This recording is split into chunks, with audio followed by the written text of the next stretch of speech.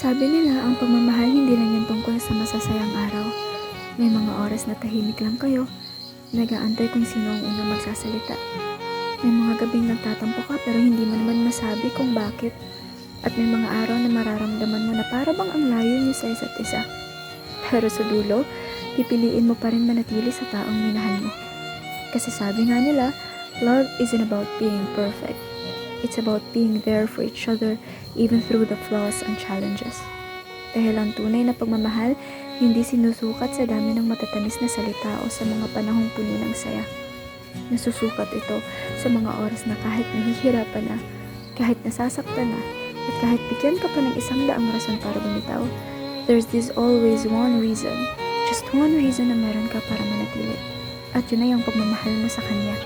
Kasi alam mo, kahit anong mangyari, siya pa rin ang pipiliin mo palagi.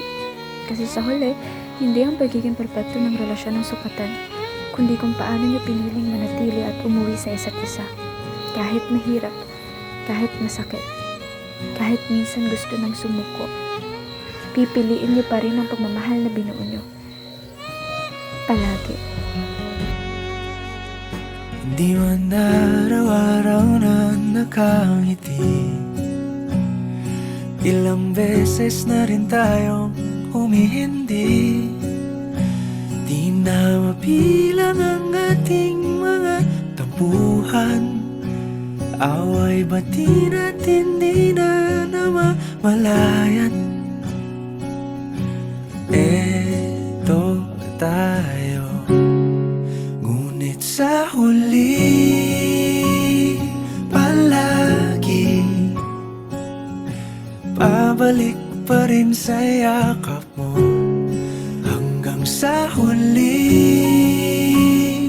palagi pipiliin kong maging sa'yo. Ulit-ulitin man, nais kong malaman mong iyo ko palagi.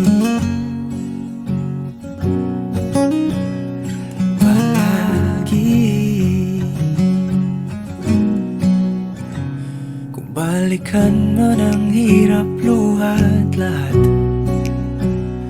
ikaw ang paborito kong desisyon. At pag napaligiran ang ingay at ang gulo, di ko pagpapalit ngiti mo sa mundo.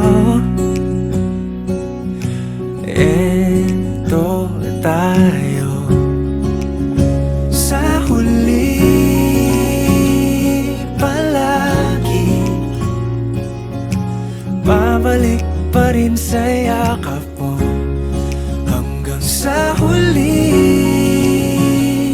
palagi pipiliin kong maging sa'yo. Ulit-ulitin man, nais kong malaman mong iyo ako.